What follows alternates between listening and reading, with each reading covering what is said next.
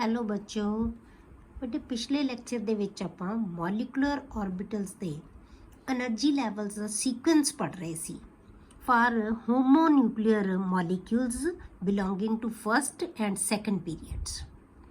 ਪਹਿਲੇ ਤੇ ਦੂਜੇ ਪੀਰੀਅਡ ਦੇ ਜਿਹੜੇ ਐਲੀਮੈਂਟਸ ਹੈ ਉਹ ਜਦੋਂ ਮੋਲੀਕੂਲਰ ਆਰਬਿਟਲ ਬਣਾਉਂਦੇ ਆ ਤਾਂ ਉਹਨਾਂ ਦੇ ਜਿਹੜਾ એનર્ਜੀ ਲੈਵਲਸ ਦਾ ਸੀਕੁਐਂਸ ਹੈ ਨਾ ਉਹ ਕੀ ਹੋਏਗਾ, ਇਹ ਆਪਾਂ ਡਿਸਕਸ ਕੀਤਾ ਸੀ ਕੱਲ। ਤਾਂ ਇਹ ਦੋ ਤਰ੍ਹਾਂ ਦੇ ਸੀਕੁਐਂਸ ਅਸੀਂ ਡਿਸਕਸ ਕੀਤੇ ਸੀ, ਹਾਈਡਰੋਜਨ ਤੋਂ ਲੈ ਕੇ hydrogen, helium, lithium, beryllium, boron, carbon and nitrogen, ਉਹਨਾਂ ਤੱਕ ਇੱਕ ਸੀਕੁਐਂਸ ਰਹਿੰਦਾ ਹੈ। ਇਹ ਸਪੋਜ਼ ਕਰ ਲਓ ਤੁਸੀਂ ਹਾਈਡਰੋਜਨ, ਹੀਲੀਅਮ, ਲਿਥੀਅਮ, ਬੈਰੀਲੀਅਮ ਨੂੰ ਤਾਂ ਛੱਡ ਦਿਓ, ਕਿਉਂਕਿ ਉਹਨਾਂ ਦੇ ਵਿੱਚ ਤਾਂ ਐਸ ਦੇ ਵਿੱਚ ਹੀ ਕੰਪਲੀਟ ਹੋ ਜਾਣੇ ਆ, ਉਹ 'ਚ ਕੋਈ ਫਰਕ ਨਹੀਂ ਪੈਂਦਾ। ਬੋਰੋਨ ਤੋਂ ਸ਼ੁਰੂ ਹੋਏਗਾ ਤਾਂ ਬੋਰੋਨ ਤੋਂ ਲੈ ਕੇ ਨਾਈਟ੍ਰੋਜਨ ਤੱਕ, ਬੋਰੋਨ, ਕਾਰਬਨ, ਨਾਈਟ੍ਰੋਜਨ, ਇਹਨਾਂ 'ਚ ਜਿਹੜਾ ਫਰਕ ਪਏਗਾ। ਇਹਨਾਂ ਤਿੰਨ ਮੋਲੀਕਿਊਲਸ ਦੇ ਵਿੱਚ એનર્ਜੀ ਦਾ ਸੀਕੁਐਂਸ ਹੋਰ ਹੋਏਗਾ। ਫਿਰ ਆਕਸੀਜਨ, ਫਲੋਰੀਨ ਤੇ ਨਿਓਨ ਦੇ ਵਿੱਚ ਡਿਫਰੈਂਟ ਹੋਏਗਾ। ਫਰਕ ਕਿੱਥੇ ਆਉਂਦਾ ਬੇਟੇ? ਜੇ ਆਪਾਂ ਪੜ੍ਹਿਆ ਸੀ ਕਿ ਐਸ ਦੇ ਵਿੱਚ ਤਾਂ 1s ਦੇ ਵਿੱਚ ਕੋਈ ਫਰਕ ਨਹੀਂ ਹੈ, ਸੇਮ ਹੈ। 2s 'ਚ ਕੋਈ ਫਰਕ ਨਹੀਂ ਹੈ, ਸੇਮ ਹੈ। ਬੌਂਡਿੰਗ ਤੇ ਐਂਟੀ ਬੌਂਡਿੰਗ ਬਣਾ ਰਹੇ ਹੈ। ਆਪਾਂ ਕੀਤਾ ਸੀ 2p 'ਚ ਫਰਕ ਆਉਂਦਾ ਹੈ। ਜਦੋਂ ਆਪਾਂ 2p ਆਰਬਿਟਲ ਲਿਆ ਤਾਂ ਜਦੋਂ ਅਸੀਂ ਬੋਰੋਨ, ਕਾਰਬਨ, ਨਾਈਟ੍ਰੋਜਨ ਦੀ ਡਾਇਗਰਾਮ ਬਣਾਵਾਂਗੇ ਉਹਦੇ ਵਿੱਚ એનર્ਜੀ ਦਾ ਸੀਕੁਐਂਸ ਹੈ ਜਿਹੜਾ π2px ਤੇ π2py, ਦੋ ਆਰਬਿਟਲਸ ਦਾ એનર્ਜੀ ਲੈਵਲ ਸੇਮ ਹੈ, ਇਹ ਨੀਚੇ ਆਏਗਾ, ਇਹਦਾ ਘੱਟ ਹੈ એનર્ਜੀ ਲੈਵਲ। 2pz ਹੈ ਜਿਹੜਾ ਸਿਗਮਾ 2pz ਹੈ ਉਹਦਾ એનર્ਜੀ ਲੈਵਲ ਜ਼ਿਆਦਾ ਹੈ। ਐਕਚੁਅਲੀ ਕੀ ਹੋਣਾ ਚਾਹੀਦਾ ਬੇਟੇ, ਜਿਹੜਾ ਸਿਗਮਾ ਬੌਂਡ ਹੁੰਦਾ ਤਾਂ ਸਟਰੋਂਗ ਬੌਂਡ ਹੁੰਦਾ, ਇਹਦੀ એનર્ਜੀ ਲੈਵਲ ਤਾਂ ਘੱਟ ਹੋਣਾ ਚਾਹੀਦਾ। ਸਿਗਮਾ 2pz ਨੀਚੇ ਹੋਣਾ ਚਾਹੀਦਾ ਸੀ, π2px ਤੇ π2py ਉੱਪਰ ਹੋਣਾ ਚਾਹੀਦਾ ਸੀ। ਪਰ ਇਹਦੇ ਵਿੱਚ 2pz ਤੇ ਸਿਗਮਾ 2s ਇਹਨਾਂ ਦੇ ਆਰਬਿਟਲਸ ਦੇ ਵਿੱਚ ਆਪਸ 'ਚ ਇੰਟਰਮਿਕਸਿੰਗ ਹੋ ਜਾਂਦੀ ਹੈ ਬੇਟੇ, ਬਹੁਤ ਕਲੋਜ਼ ਹੁੰਦੇ ਇੱਕ ਦੂਜੇ ਦੇ। ਇੱਥੇ ਤਾਂ ਆਪਾਂ ਡਾਇਗਰਾਮ 'ਚ ਬਹੁਤ ਦੂਰ ਦਿਖਾਏ ਹੋਏ ਆ ਨਾ, ਇੱਦਾਂ ਨਹੀਂ ਨਾ ਐਕਚੁਅਲੀ ਹੁੰਦਾ, ਇਹ ਬਹੁਤ ਕਲੋਜ਼ ਆਰਬਿਟਲਸ ਹੈ, ਉਹਨਾਂ ਦੇ ਵਿੱਚ ਵੀ ਇੰਟਰਮਿਕਸਿੰਗ ਹੋ ਜਾਂਦੀ ਹੈ। ਤਾਂ ਉਹਦੇ ਇੰਟਰਮਿਕਸਿੰਗ ਹੋਣ ਨਾਲ ਜਿਹੜਾ ਸਿਗਮਾ 2s ਦਾ એનર્ਜੀ ਲੈਵਲ ਹੋਰ ਘਟ ਜਾਂਦਾ ਹੈ ਤੇ 2pz ਦਾ એનર્ਜੀ ਲੈਵਲ ਵੱਧ ਜਾਂਦਾ ਹੈ। ਜਦੋਂ ਵੱਧ ਜਾਂਦਾ ਹੈ ਤਾਂ ਉਹ 2px ਤੇ 2py ਨਾਲੋਂ ਉੱਪਰ ਚਲਾ ਜਾਂਦਾ ਹੈ। ਬਸ ਤੁਸੀਂ ਕੀ ਯਾਦ ਰੱਖਣਾ ਹੈ ਕਿ ਇਹਨਾਂ ਦੇ ਵਿੱਚ ਆਰਬਿਟਲਸ ਦੀ ਇੰਟਰਮਿਕਸਿੰਗ ਹੋ ਜਾਂਦੀ ਹੈ, ਬਸ ਇੰਨਾ ਯਾਦ ਰੱਖੋ ਕਿ ਇਹਨਾਂ 'ਚ ਜਿਹੜੇ ਆਰਬਿਟਲਸ ਦੀ ਇੰਟਰਮਿਕਸਿੰਗ ਹੋ ਜਾਂਦੀ ਹੈ। ਇੰਟਰਮਿਕਸਿੰਗ ਹੋਣ ਕਰਕੇ ਸਿਗਮਾ 2pz ਦਾ એનર્ਜੀ ਲੈਵਲ ਵੱਧ ਜਾਂਦਾ ਹੈ ਥੋੜਾ ਜਿਹਾ, ਠੀਕ ਹੈ। ਅਦਰਵਾਈਜ਼ ਇਹ ਨੀਚੇ ਆਉਣਾ ਚਾਹੀਦਾ ਸੀ ਤਾਂ ਇਹ ਉੱਪਰ ਆਉਂਦਾ ਹੈ। ਦੋ ਆਰਬਿਟਲ ਨੀਚੇ ਹੈ, x ਤੇ y, z ਹੈ ਜਿਹੜਾ ਉਹ ਉੱਪਰ ਹੈ, ਇਹ ਸਿਗਮਾ ਬਣਾਉਂਦਾ, ਇਹ ਪਾਈ ਬਣਾਉਂਦੇ ਉੱਪਰ। ਫਿਰ ਜਿਹੜਾ એનર્ਜੀ ਲੈਵਲ ਵਧੇਗਾ ਪਾਈ ਦਾ, ਦੋਨੋਂ ਪਾਈ ਦੇ ਆਰਬਿਟਲਸ ਦਾ। ਸਭ ਤੋਂ ਵੱਧ એનર્ਜੀ ਲੈਵਲ ਸਿਗਮਾ 2pz ਦਾ, ਇਹ 'ਚ ਕੋਈ ਫਰਕ ਨਹੀਂ ਆਏਗਾ, ਬਸ ਸਿਰਫ ਇੱਥੇ ਚੇਂਜ ਆਉਣੀ ਹੈ। ਇਹ ਇੱਕ ਡਾਇਗਰਾਮ ਬਣਾਈ ਸੀ ਜਦੋਂ ਆਪਾਂ ਜਿਹੜਾ ਆਕਸੀਜਨ, ਫਲੋਰੀਨ ਤੇ ਨਿਓਨ ਵਾਸਤੇ ਪੜ੍ਹਿਆ ਸੀ ਬੇਟੇ, ਉਹਦੇ 'ਚ ਆਪਾਂ ਕੀ ਕੀਤਾ ਸੀ 2pz। ਇਹਦੇ ਵਿੱਚ ਕਹਿ ਦਿਓ ਤੁਸੀਂ, ਯਾਦ ਰੱਖੋ ਕਿ ਤੁਸੀਂ ਇਹਦੇ 'ਚ ਇੰਟਰਮਿਕਸਿੰਗ ਆਰਬਿਟਲਸ ਦੀ ਨਹੀਂ ਹੁੰਦੀ, ਇਹ ਵਿਦਆਊਟ ਇੰਟਰਮਿਕਸਿੰਗ ਹੈ, ਉਹ ਵਿਦ ਇੰਟਰਮਿਕਸਿੰਗ ਹੈ, ਬਸ ਇੰਨਾ ਯਾਦ ਰੱਖਣਾ। ਤਾਂ ਇਹਦੇ 'ਚ 2pz ਨੀਚੇ ਆਏਗਾ, 2px ਤੇ 2py ਉੱਪਰ ਆਏਗਾ। ਮਤਲਬ ਤਿੰਨ ਆਰਬਿਟਲਸ ਦਾ એનર્ਜੀ ਲੈਵਲ ਸੇਮ ਨਹੀਂ ਰਹਿੰਦਾ। ਇੱਕ ਆਰਬਿਟਲ ਸਿਗਮਾ ਵਾਲੇ ਦਾ એનર્ਜੀ ਲੈਵਲ ਹੋਰ ਹੋ ਜਾਂਦਾ ਹੈ, ਪਾਈ ਵਾਲਿਆਂ ਦਾ એનર્ਜੀ ਲੈਵਲ ਡਿਫਰੈਂਟ ਹੋ ਜਾਂਦਾ ਹੈ। x ਤੇ y ਪਾਈ ਬਣਾਉਂਦੇ ਆ, z ਹੈ ਜਿਹੜਾ ਉਹ ਸਿਗਮਾ ਬਣਾਉਂਦੇ। ਇਹ ਆਪਾਂ ਕੱਲ ਡਿਸਕਸ ਕੀਤਾ ਸੀ ਬੇਟੇ ਕਿ એનર્ਜੀ ਲੈਵਲ ਦਾ ਸੀਕੁਐਂਸ ਕੀ ਹੈ। ਇਹ ਫॉर ਯਾਦ ਰੱਖਣਾ ਹੈ, ਇਹ for oxygen, fluorine and neon ਹੈ। ਜਦੋਂ 2px 2py ਨੀਚੇ ਆਏਗਾ ਉਹ ਕਿਹਦੇ ਵਾਸਤੇ ਹੈ? ਪਹਿਲੇ ਸਾਰੇ ਜਿਹੜੇ ਅਪ ਟੂ ਨਾਈਟ੍ਰੋਜਨ ਤੱਕ ਜਿੰਨੇ ਵੀ ਐਲੀਮੈਂਟ ਹੈ, ਤਾਂ ਆਪਾਂ ਸਿਰਫ ਦੋ ਪੀਰੀਅਡਸ ਦੇ ਐਲੀਮੈਂਟਸ ਦੀ ਹੀ ਜਿਹੜੀ ਆਪਾਂ ਫਾਰਮੇਸ਼ਨ ਕਰਾਂਗੇ ਮੋਲੀਕਿਊਲਸ ਦੀ, ਉਹਦੀ ਹੀ ਅਸੀਂ એનર્ਜੀ ਲੈਵਲ ਡਾਇਗਰਾਮਸ ਬਣਾਵਾਂਗੇ, ਠੀਕ ਹੈ।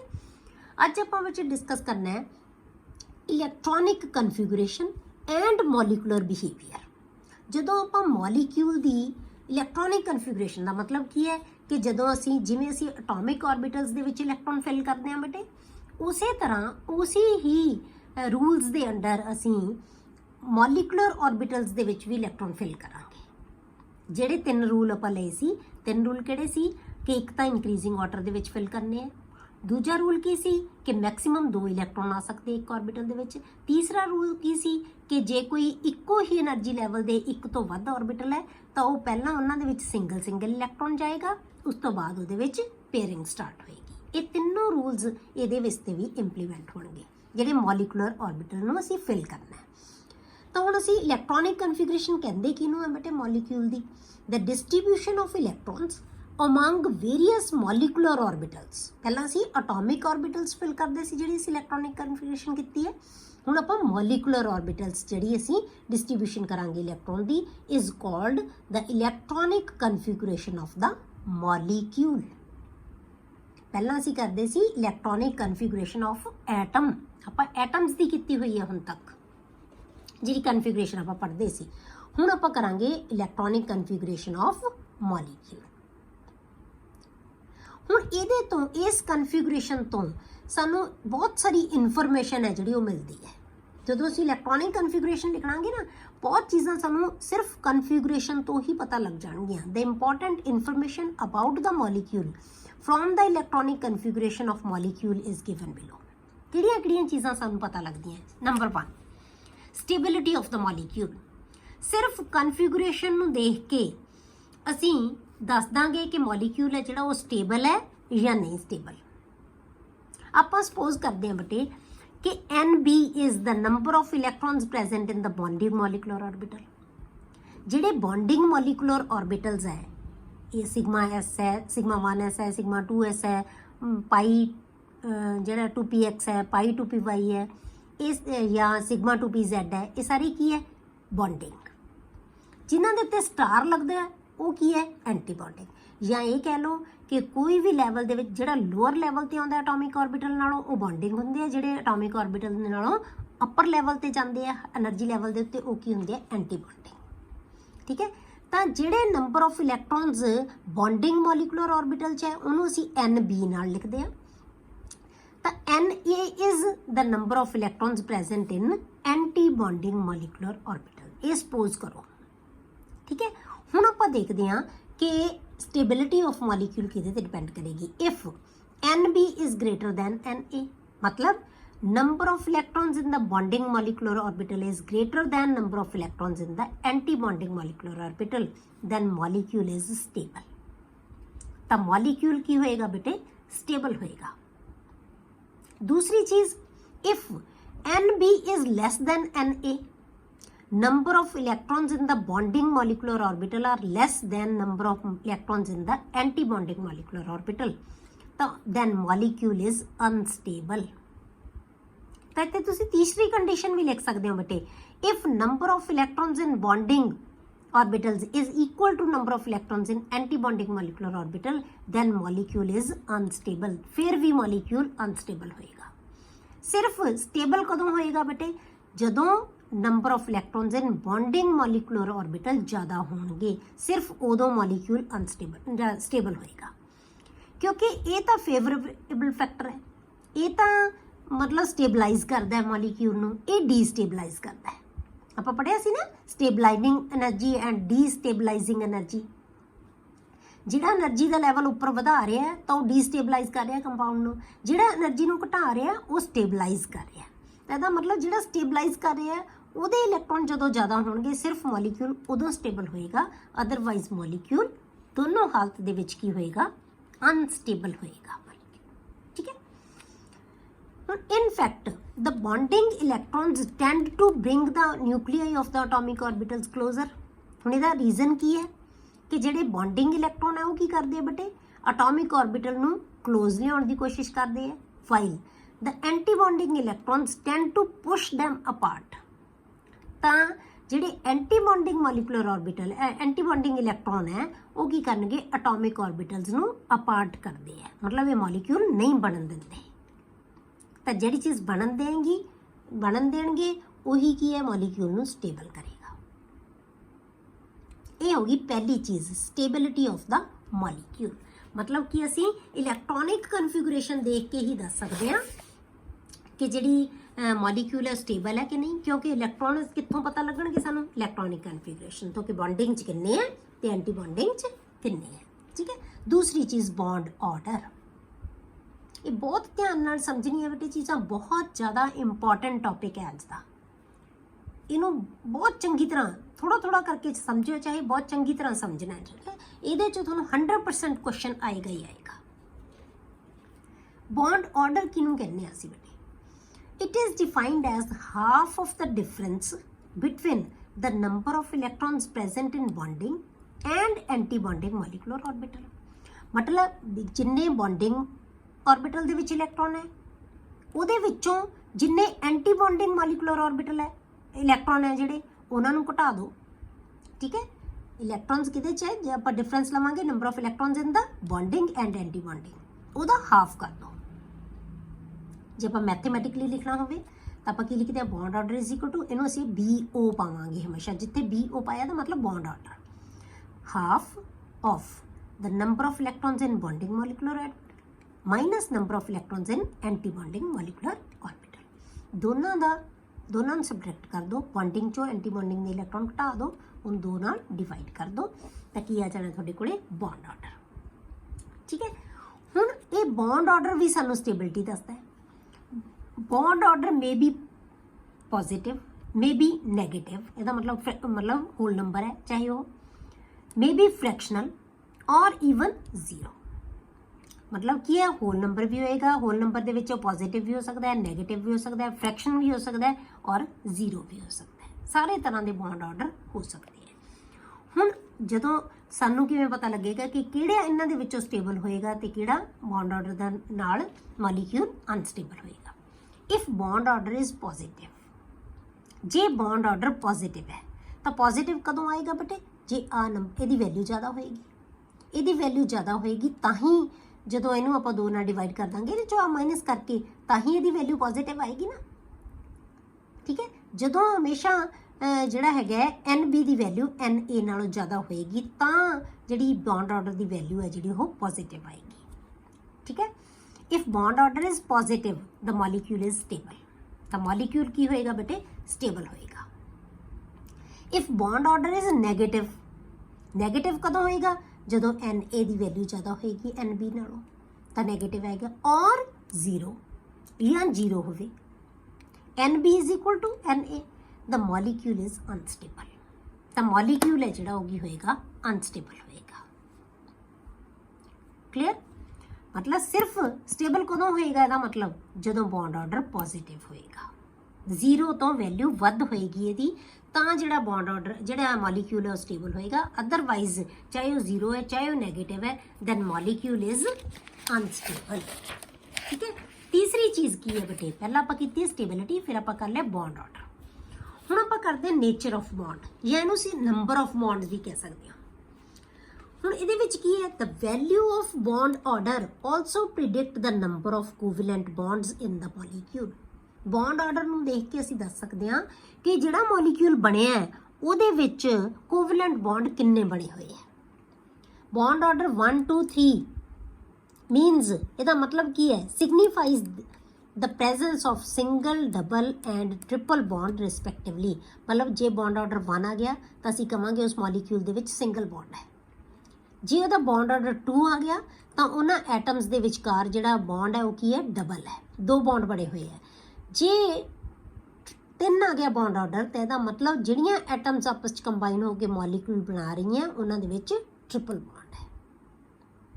ਠੀਕ ਹੈ, 1 means single, 2 means double and 3 means triple in a particular molecule.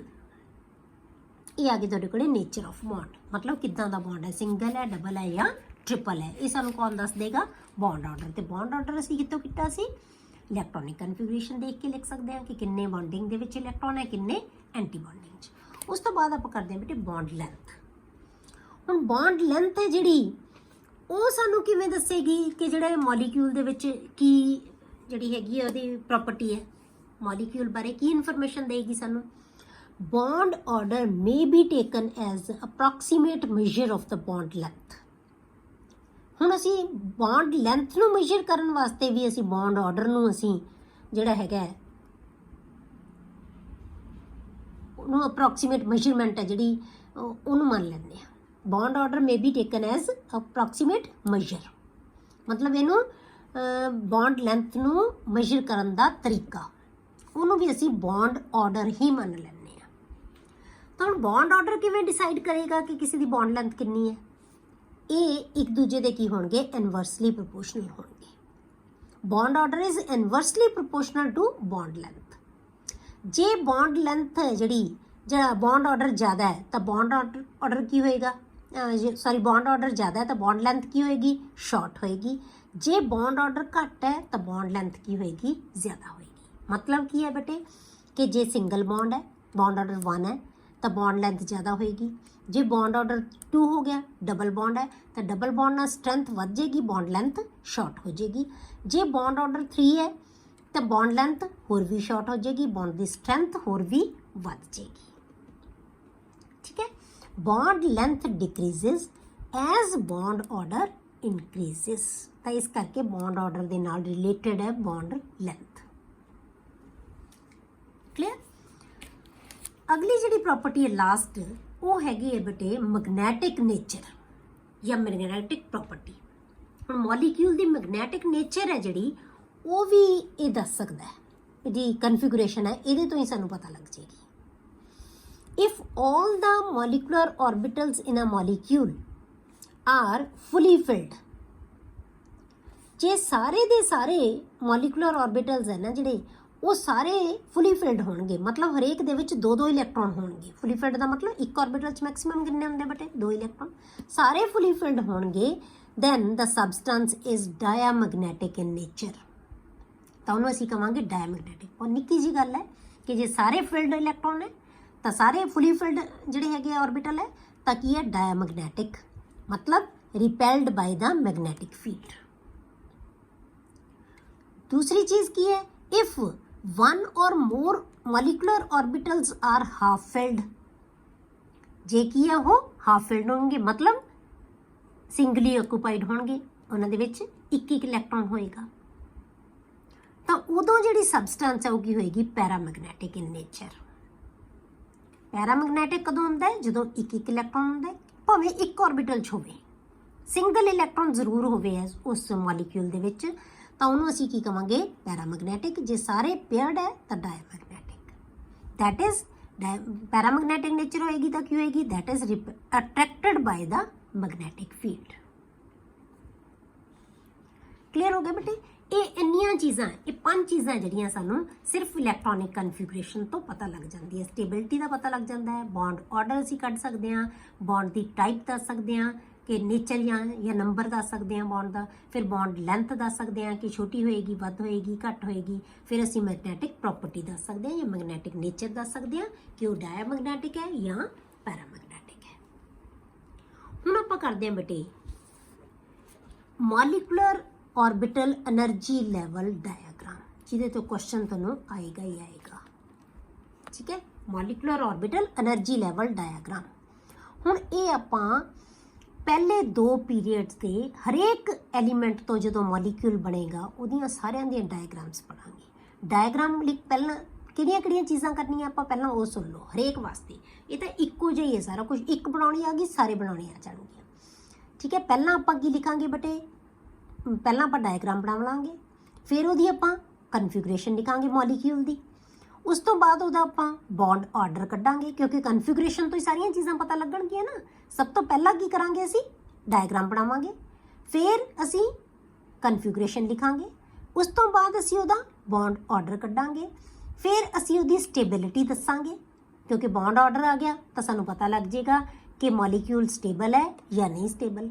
ਠੀਕ ਹੈ, ਜੇ ਪੋਜ਼ਿਟਿਵ ਆ ਗਿਆ ਬੌਂਡ ਆਰਡਰ ਤਾਂ ਸਟੇਬਲ ਹੋਏਗਾ, ਜੇ ਨੈਗੇਟਿਵ ਜਾਂ 0 ਆ ਗਿਆ ਤਾਂ ਅਨਸਟੇਬਲ ਹੋ ਜਾਏਗਾ ਮੋਲੀਕਿਊਲ। ਠੀਕ ਹੈ, ਉਸ ਤੋਂ ਬਾਅਦ ਲਾਸਟ ਤੇ ਆਪਾਂ ਦੱਸਾਂਗੇ ਉਹਦੀ ਨੇਚਰ ਕਿ ਉਹ ਪੈਰਾਮੈਗਨੈਟਿਕ ਹੈ ਜਾਂ ਡਾਇਮੈਗਨੈਟਿਕ ਹੈ।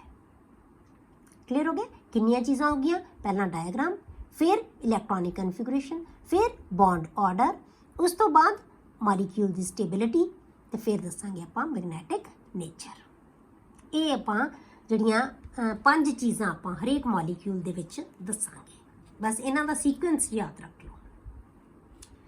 ਹੁਣ ਕਿਹੜੇ ਆਪਾਂ ਜਿਹੜੀ ਬੌਂਡਿੰਗ ਸ਼ੋ ਕਰਨੀ ਹੈ, ਬੌਂਡਿੰਗ ਇਨ ਸਮ ਡਾਇਆਟੋਮਿਕ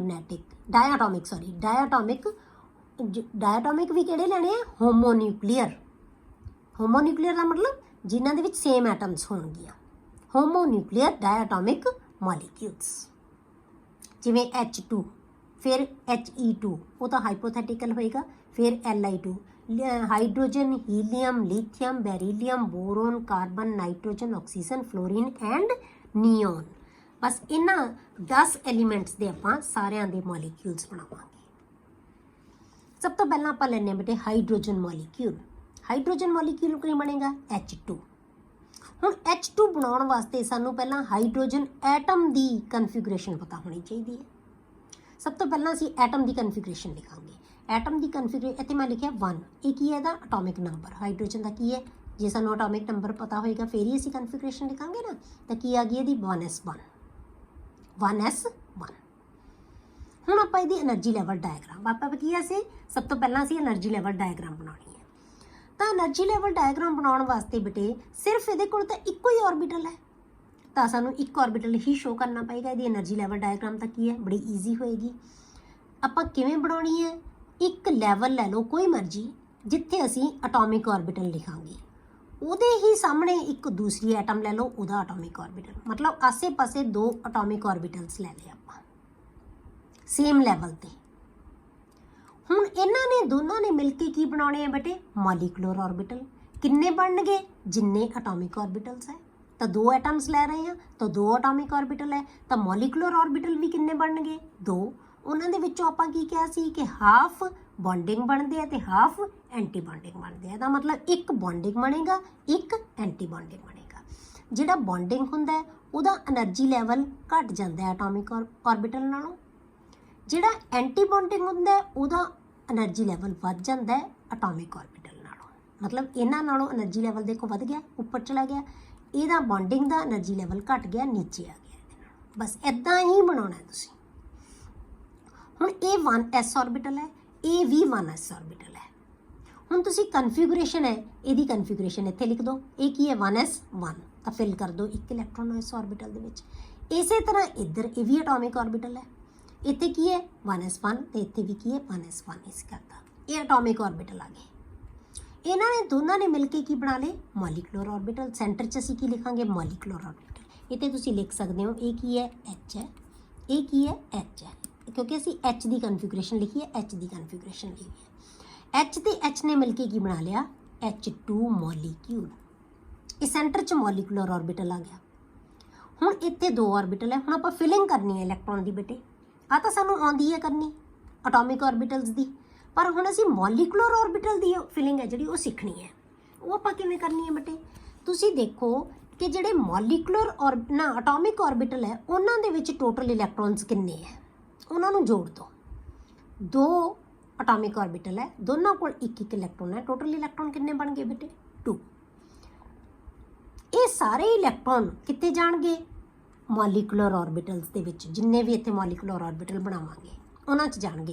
ਹੁਣ ਸਾਡੇ ਕੋਲ 2 ਇਲੈਕਟ੍ਰੋਨਸ ਹੈ, ਤਾਂ ਅਸੀਂ ਸ਼ੁਰੂ ਕਰਾਂਗੇ ਲੋਅਰ ਲੈਵਲ ਤੋਂ। ਤਾਂ ਲੋਅਰ ਲੈਵਲ ਕਿਹਦਾ? ਸਿਗਮਾ 1s ਦਾ। ਤਾਂ ਆਪਾਂ ਤੁਹਾਨੂੰ ਦੱਸਿਆ ਸੀ ਕਿ 1s ਤੇ 1s ਮਿਲ ਕੇ ਕੀ ਬਣਾਉਂਦਾ ਹੈ? Sigma 1s। ਇੱਕ ਬਣਾਉਂਦਾ ਹੈ sigma star 1s। Sigma 1s is bonding molecular orbital and sigma star 1s is anti bonding molecular orbital. ਨਾਮ ਇਹਦਾ ਇਹੀ ਹੋਏਗਾ, ਬਸ ਬੌਂਡ ਦੀ ਟਾਈਪ ਨਾਲ ਲਗਾ ਦੇਣੀ ਹੈ। ਇਹ ਸਿਗਮਾ 1s ਬਣ ਗਿਆ। ਇਹ ਸਿਗਮਾ, ਇਹ ਜਿਹੜਾ ਕੱਲਾ 1s ਹੈ ਇਹ ਅਟੋਮਿਕ ਆਰਬਿਟਲ ਹੈ। ਜੇ ਸਿਗਮਾ 1s ਲਿਖਤਾ ਇਹਦਾ ਮਤਲਬ ਮੋਲੀਕੂਲਰ ਆਰਬਿਟਲ ਹੈ, ਕਿਉਂਕਿ ਮੋਲੀਕੂਲਰ ਆਰਬਿਟਲ ਨੂੰ ਰਿਪਰੈਜ਼ੈਂਟ ਹੀ ਸਿਗਮਾ ਕਰਦਾ ਹੈ ਜਾਂ ਪਾਈ, ਕੋਈ ਵੀ ਹੋ ਸਕਦਾ ਹੈ। ਤਾਂ ਹੁਣ ਆਪਾਂ 2 ਇਲੈਕਟ੍ਰੋਨ, ਸਾਨੂੰ ਪਤਾ ਹੈ ਕਿ ਇੱਕ ਆਰਬਿਟਲ ਦੇ ਵਿੱਚ ਮੈਕਸਿਮਮ ਇਲੈਕਟ੍ਰੋਨ ਕਿੰਨੇ ਹੋ ਸਕਦੇ ਆ? 2। ਤਾਂ ਦੋਨੋਂ ਹੀ ਇਲੈਕਟ੍ਰੋਨ ਕਿੱਥੇ ਜਾਣਗੇ ਬੇਟੇ? ਬੌਂਡਿੰਗ ਮੋਲੀਕੂਲਰ ਆਰਬਿਟਲ 'ਚ ਚਲੇ ਜਾਣਗੇ। ਠੀਕ ਹੈ, ਦੋਨੋਂ ਇਲੈਕਟ੍ਰੋਨ ਕਿੱਥੇ ਆ ਗਏ? Bonding molecular orbitals. ਇਹ ਆ ਗਈ ਬੇਟੇ ਦੀ એનર્ਜੀ ਲੈਵਲ ਡਾਇਗਰਾਮ। ਬਿਲਕੁਲ ਇਹੀ ਚੀਜ਼ਾਂ ਤੁਸੀਂ ਸਾਰਾ ਕੁਝ ਲਿਖਣਾ ਹੈ। ਇੱਥੇ ਲਿਖੋ ਅਟੋਮਿਕ ਆਰਬਿਟਲ, ਕਿਹੜੀ ਐਟਮ ਹੈ? ਹਾਈਡਰੋਜਨ। ਇੱਥੇ ਅਟੋਮਿਕ ਆਰਬਿਟਲ ਸੇਮ, ਬਿਲਕੁਲ ਦੋਨੋਂ ਪਾਸੇ ਸੇਮ ਬਣਾਉਣੀ ਹੈ, ਕੋਈ ਫਰਕ ਨਹੀਂ ਕਰਨਾ ਬਿਲਕੁਲ। ਠੀਕ ਹੈ, ਵਿਚਾਲੇ ਬਣਾ ਲਓ ਮੋਲੀਕੂਲਰ ਆਰਬਿਟਲ। ਇੱਕ ਦਾ ਲੈਵਲ ਘਟਾ ਦਿਓ, ਇੱਕ ਦਾ ਲੈਵਲ ਵਧਾ ਦਿਓ। ਇਹ ਤੇ ਬੌਂਡਿੰਗ ਆ ਦਿਓ, ਇਹਨੂੰ ਐਂਟੀ ਬੌਂਡਿੰਗ ਬਣਾ ਦਿਓ। ਫਿਰ ਗਿਣੋ ਇਲੈਕਟ੍ਰੋਨ ਕਿੰਨੇ ਆ ਇਹਨਾਂ ਕੋਲੇ? 2 ਹੀ ਹੈ, ਤਾਂ ਦੋਨੋਂ ਹੀ ਕਿੱਥੇ ਜਾਣਗੇ? ਬੌਂਡਿੰਗ 'ਚ। ਕਿਉਂਕਿ ਜਿਵੇਂ ਜਿਵੇਂ એનર્ਜੀ ਲੈਵਲ ਵੱਧਦਾ ਜਾਏਗਾ ਉਵੇਂ ਉਵੇਂ ਅਸੀਂ ਇਲੈਕਟ੍ਰੋਨ ਐਡ ਕਰਦੇ ਜਾਵਾਂਗੇ। ਤਾਂ ਪਹਿਲਾਂ ਦੋਨੋਂ ਇਲੈਕਟ੍ਰੋਨ ਲੋਅਰ ਲੈਵਲ ਵਾਲੇ ਕੋਲ ਜਾਣਗੇ। ਠੀਕ ਹੈ, ਤਾਂ ਇਹ 2 ਇਲੈਕਟ੍ਰੋਨ। ਹੁਣ ਇਹਦੀ ਆਪਾਂ ਕਨਫੀਗਰੇਸ਼ਨ ਲਿਖਦੇ ਹਾਂ ਬੇਟੇ। Electronic configuration, molecular electronic configuration. ਠੀਕ ਹੈ, ਜਾਂ ਇਲੈਕਟ੍ਰੋਨਿਕ ਕਨਫੀਗਰੇਸ਼ਨ ਆਫ H2। ਹੁਣ H ਦੀ ਨਹੀਂ, ਇੱਥੇ ਆਪਾਂ H ਦੀ ਲਿਖੀ ਸੀ, ਹੁਣ ਆਪਾਂ H2 ਦੀ ਲਿਖਾਂਗੇ। ਮਤਲਬ ਹੁਣ ਆਹ ਕਨਫੀਗਰੇਸ਼ਨ ਲਿਖਾਂਗੇ। ਆਹ ਜਿਹੜੀ ਕਨਫੀਗਰੇਸ਼ਨ ਆਏਗੀ ਇਹ ਕਿਹਦੀ ਹੈ? ਅਟੋਮਿਕ ਦੀ, ਇਹ ਕਿਹਦੀ ਹੈ ਅਟੋਮਿਕ ਦੀ, ਸੈਂਟਰ 'ਚ ਕਿਹਦੀ ਹੈ ਬੇਟੇ ਮੋਲੀਕਿਊਲ ਦੀ। ਬਸ ਜਿਵੇਂ ਇਹਨੂੰ ਆਪਾਂ 1s1 ਲਿਖਿਆ ਸੀ, ਇਹਦੇ 'ਚ ਇਲੈਕਟ੍ਰੋਨ ਕਿੰਨੇ ਆ 1, ਤਾਂ ਕੀ ਕਨਫੀਗਰੇਸ਼ਨ ਸੀ 1s1। ਹੁਣ ਇਹਦੀ ਕਨਫੀਗਰੇਸ਼ਨ ਕੀ ਆਏਗੀ ਬੇਟੇ ਸਿਗਮਾ 1s, ਕਿੰਨੇ ਇਲੈਕਟ੍ਰੋਨ ਹੈ 2, ਤਾਂ ਕਨਫੀਗਰੇਸ਼ਨ ਬਣ ਗਈ ਸਿੰਪਲ ਬਿਲਕੁਲ। ਤਾਂ ਕੀ ਆ ਜਾਏਗਾ ਸਿਗਮਾ 1s2। ਚਾਹੇ ਤੁਸੀਂ ਸਿਗਮਾ 1s ਸਿੰਪਲ ਪਾ ਦਿਓ, ਚਾਹੇ ਬ੍ਰੈਕਟ ਦੇ ਬਾਅਦ ਪਾ ਲਓ ਸਿਗਮਾ 1s, ਠੀਕ ਹੈ ਸਿਗਮਾ 1s2। ਇਹ ਇਹਦੀ ਹਾਈਡਰੋਜਨ ਮੋਲੀਕਿਊਲ ਦੀ ਕਨਫੀਗਰੇਸ਼ਨ ਆ ਗਈ, ਹੋਰ ਤਾਂ ਆਰਬਿਟਲ ਹੀ ਹੈ ਨਹੀਂ ਇਹਦੇ ਕੋਲੇ। ਹੁਣ ਆਪਾਂ ਇਹਦਾ ਬੌਂਡ ਆਰਡਰ ਕੱਢਾਂਗੇ ਬੇਟੇ। ਦੂਜੇ ਨੰਬਰ ਤੇ ਮੈਂ ਕੀ ਕਿਹਾ ਸੀ ਤੁਹਾਨੂੰ ਬੌਂਡ ਆਰਡਰ ਕੈਲਕੂਲੇਟ ਕਰਨਾ ਹੈ। ਬੌਂਡ ਆਰਡਰ ਕਿਵੇਂ ਕੱਢਾਂਗੇ ਅਸੀਂ ਇਹਦਾ, ਕੀ ਇਹਦਾ ਫਾਰਮੂਲਾ ਕੀ ਹੈ NB minus NA divided by 2, ठीक है। NB number of electrons in bonding minus number of electrons in anti bonding divided by 2। ਹੁਣ number of electrons in bonding देखो किन्ने है, ਹੁਣ ਇਹਨੂੰ नहीं देखना ਆਪਾਂ atomic orbitals बस ਛੱਡ ਦੋ, ਹੁਣ molecule बन चुक्या, सिर्फ ਹੁਣ ਇਹਨੂੰ consider करना है। ਤਾਂ bonding ਦੇ ਵਿੱਚ ਇਲੈਕਟ੍ਰੋਨ ਕਿੰਨੇ ਹੈ ਬੇਟੇ 2, anti bonding 'ਚ ਇਲੈਕਟ੍ਰੋਨ ਕਿੰਨੇ ਹੈ 0। ਇੱਥੋਂ ਵੀ ਤੁਸੀਂ ਦੇਖ ਸਕਦੇ ਹੋ ਕਿ ਸਿਰਫ bonding 'ਚ ਹੈ, ਸਟਾਰ ਦੇ ਵਿੱਚ ਕੋਈ ਹੈ ਹੀ ਨਹੀਂ, ਅੱਗੇ ਅਸੀਂ ਲਿਖਣਾ ਹੀ ਨਹੀਂ ਨਾ, ਖਾਲੀ ਨੂੰ ਨਹੀਂ ਲਿਖਣਾ, बस जिन्हों को इलैक्ट्रॉन है सिर्फ कन्फिगरेशन वही, जिवें आप एटॉमिक च लिखते हैं एटम की कन्फिगरेशन है सिर्फ वही ऑर्बिटल लिखते होंगे ना जिन्हों को इलैक्ट्रॉन होंगे, इत्थे भी असी सिर्फ वही ऑर्बिटल लिखने हैं जिन्हों को इलैक्ट्रॉन है। तो एंटी बॉन्डिंग च कोई इलैक्ट्रॉन ही है नहीं गा, तो की है ये 0, 2 minus 0 divided by 2 is equal to की आ गया 1। हुण 1 का मतलब की है, ये पॉजिटिव वैल्यू है, बॉन्ड ऑर्डर की पॉजिटिव वैल्यू होवे तो मॉलीक्यूल की हुंदा बेटे स्टेबल होएगा। तो इस करके hydrogen molecule is stable because bond order is positive, the bond order 0 नालों ज़्यादा है, तो इसका मतलब मॉलीक्यूल की हो गया स्टेबल हो गया। ठीक है, पहली चीज़ आपां डायग्राम बनाई, दूजी चीज़ इलैक्ट्रॉनिक कन्फिगरेशन लिखी, तीसरी चीज़ बॉन्ड ऑर्डर कढ़िया, चौथी चीज़ असी स्टेबिलिटी दसी मॉलीक्यूल की, फिफ्थ असी दसांगे इहदी nature. The nature of molecule is diamagnetic, ठीक है, diamagnetic in nature because the orbital is fully filled। ठीक है, एक ही ऑर्बिटल है जिहदे विच इलैक्ट्रॉन है, उहदे कोल 2 इलैक्ट्रॉन है, तो जो 2 इलैक्ट्रॉन होणगे तो उदों इहदी नेचर की होएगी डायमैग्नेटिक। पैरामैग्नेटिक कदों होनी है जदों सिंगल इलैक्ट्रॉन होएगा इहदे कोले, तो इहदी नेचर की आएगी diamagnetic because no unpaired electron is present. कोई ये कोल अनपेयर्ड इलैक्ट्रॉन, इन्हों नहीं गिनना, ये नहीं, हुण इहनूं भुल जाओ बस, ये तो सिर्फ बनाउण वास्ते है। ही हुण आपां सिर्फ सेंटर नूं देखना है, मॉलीकुलर ऑर्बिटल नूं, आपां सिर्फ मॉलीकुलर ऑर्बिटल्स की गल कर रहे हैं। एटॉमिक ऑर्बिटल्स ने तो मिल के आ बनाते, इलैक्ट्रॉन इत्थे चले गए, ये खत्म हो गए। हुण आपां सिर्फ इहनूं कंसिडर करना है मॉलीकुलर ऑर्बिटल्स नूं, एटॉमिक ऑर्बिटल्स नूं नहीं। तो आप ये नहीं कहना कि इन्होंने को अनपेयर्ड इलैक्ट्रॉन है, सिर्फ ये इलैक्ट्रॉन तो इत्थे आ चुके, ठीक है, तो इन्होंने मिलकर तो ये ऑर्बिटल बना लिया। तो इस करके दी नेचर है जी की है डायमैग्नेटिक। अगला मॉलीक्यूल करते हैं बेटे आप हीलियम। हीलियम है जोड़ा वो की है हाइपोथेटिकल मॉलीक्यूल है, पता है सानू असी BBT के भी पढ़िया सी कि इहदियां जिहड़ियां रिपल्सिव फोर्सिस ज़्यादा होंदियां अट्रैक्टिव फोर्सिस नाल, इस करके हीलियम का मॉलीक्यूल नहीं बनता। पर यह थ्योरी सानू बहुत आसानी नाल दस देगा कि क्यों नहीं बनता। ठीक है, हुण आपां की करदे हां बेटे, सब तो पहला आपां कन्फिगरेशन लिखांगे कल्ली हीलियम एटम की।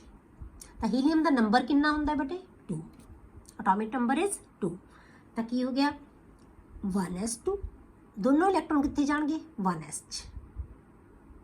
हुण आपां डायग्राम बनाओ, सेम बिल्कुल उसी तरह डायग्राम बनावांगे क्योंकि इक्को ही ऑर्बिटल लेना 1s, ये किहड़ा है 1s, ये किहड़ा है 1s। 1s एक ऑर्बिटल, एक एटम का, ये एटॉमिक ऑर्बिटल हीलियम, ये एटॉमिक ऑर्बिटल हीलियम। इत्थे कन्फिगरेशन किहदी लिखांगे आ वाली 1s दे विच किन्ने इलैक्ट्रॉन आ गए 2, इधर भी सेम एटम है 1s दे विच किन्ने इलैक्ट्रॉन आ गए 2।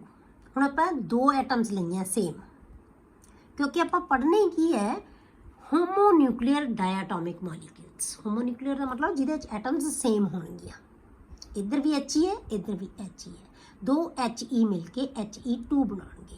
ये एटॉमिक ऑर्बिटल, ये एटॉमिक ऑर्बिटल, विचाले की बन गए मॉलिकुलर ऑर्बिटल, दोनों ने मिलके। हुण ये 2 ऑर्बिटल है बेटे, ठीक है, पार्टिसिपेट 2 ऑर्बिटल कर रहे हैं, तो मॉलिकुलर ऑर्बिटल भी 2 बन गए, एक बॉन्डिंग ते एक एंटी बॉन्डिंग। ठीक है, हुण आपां फिलिंग इलैक्ट्रॉन की करनी है, तो ये कन्फिगरेशन असीं इत्थे लिखती 1s2 आ गया, सेम इधर होएगा 1s2 आ गया।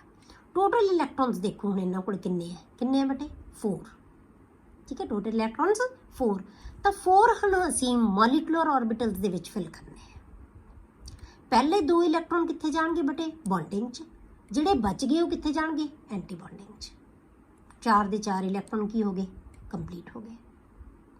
ठीक है, तो He2 दे विच 2 इलैक्ट्रॉन बॉन्डिंग मॉलिक्यूलर ऑर्बिटल च है, 2 ही electron anti bonding molecular orbital दे विच है।